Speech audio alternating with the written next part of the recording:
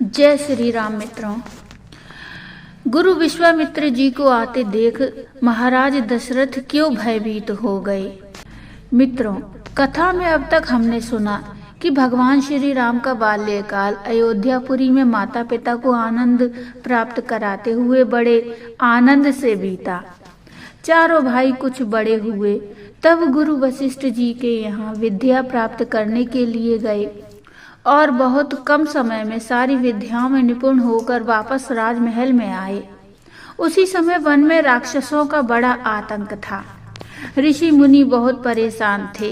राक्षस ऋषि मुनियों के यज्ञ विध्वंस कर देते थे, उन्हें मार देते थे, खा जाते थे।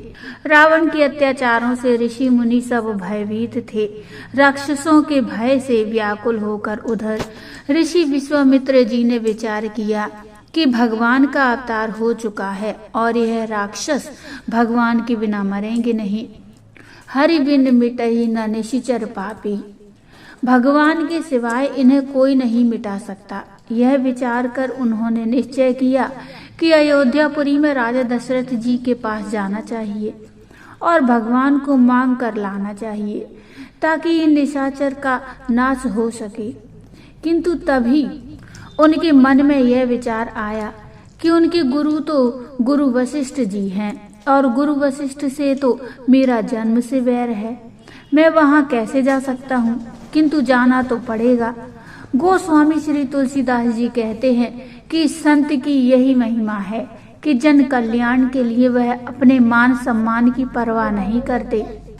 विश्वामित्र जी ने भी यही विचार किया कि मैं अपने सम्मान की परवाह किए बिना ही वहां जाऊंगा और भगवान को मांग कर लाऊंगा। ऐसा निश्चय करके गुरु विश्वामित्र जी अयोध्यापुरी के लिए चल दिए। आते हुए रास्ते में सरयू नदी में स्नान करके वह अयोध्यापुरी में पहुंचे। उधर जब महाराज दशरथ जी को यह मालूम हुआ कि विश्वामित्र मुनि का आगमन हुआ है तो वह बहुत भयभीत होते हुए अपने गुरु वशिष्ठ जी के पास पहुंचे और कहा, गुरुदेव, हमारे कुल के लिए चंद्र शब्द लगता है, ठीक नहीं है। हमारे कुल में पहले भी हमारे पूर्वज राजा हरिश्चंद्र हुए थे, तब यह विश्वामित्र मुनि आए थे और इन्होंने उनकी बहुत परीक्षा ली थी, कठिन परीक्षा ली थी। और अब हमारे कुल में रामचंद्र हुए हैं तो यह गुरु विश्वामित्र फिर आए हैं। पता नहीं अब कौन सी कठिनाई आने वाली है। मुझे लगता है हमारे पुत्र का नाम रामचंद्र रखना शायद ठीक नहीं रहा। लगता है चंद्र शब्द से गुरु विश्वामित्र जी को कोई दुश्मनी है। गुरु वशिष्ठ जी ने दशरथ जी से कहा, राजन, चिंता की कोई बात नहीं है, साधु से मिलने में कोई हानि नहीं है। तुम जाओ और आदर पूर्वक उन्हें लेकर आओ। राजा दशरथ जी अपने गुरु वशिष्ठ जी की बात मानकर नगर के कुछ विद्वान और ब्राह्मणों को लेकर गुरु विश्वामित्र जी के स्वागत के लिए गए। जाकर उन्हें दंडवत प्रणाम किया और आदर सहित राजभवन में लेकर आए। फिर उन्होंने गुरु विश्वामित्र जी को अपने सिंहासन पर बैठा दिया। आदर सत्कार के पश्चात महाराज दशरथ जी ने पूछा, मुनिवर, आपका यहाँ आने का क्या प्रयोजन है? विश्वामित्र मुनि बार बार राम जी की ओर ही निहार रहे हैं। श्री राम जी के दर्शन करके अपने आप को सौभाग्यशाली मान रहे हैं, धन्य समझ रहे हैं। राजा दशरथ जी को मन में शंका हो रही है कि यह मुनिराज राम जी की ओर बार बार क्यों देख रहे हैं। क्या राम जी पर कोई संकट आने वाला है? मन में भय उत्पन्न हो रहा है। जब दशरथ जी ने पूछा कि आप किस कारण से आए हो, तब विश्वामित्र जी ने कहा कि मैं आपके पास कुछ मांगने आया हूँ। राजा दशरथ जी ने कहा, कहिए गुरुवर, ऐसा क्या है जो आप मुझसे मांगो और मैं ना दे सकूं? आपके मांगने में विलंब हो सकता है, किंतु मुझे देने में विलंब नहीं होगा। आप निश्चिंत होकर मांगिए, सब कुछ आप ही का है।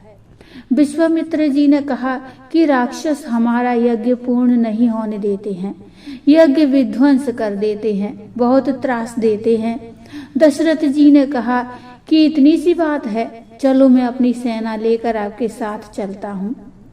और राक्षसों का विध्वंस कर दूंगा, उन्हें मार दूंगा। विश्वामित्र जी ने कहा, महाराज उन्हें मारना नहीं है।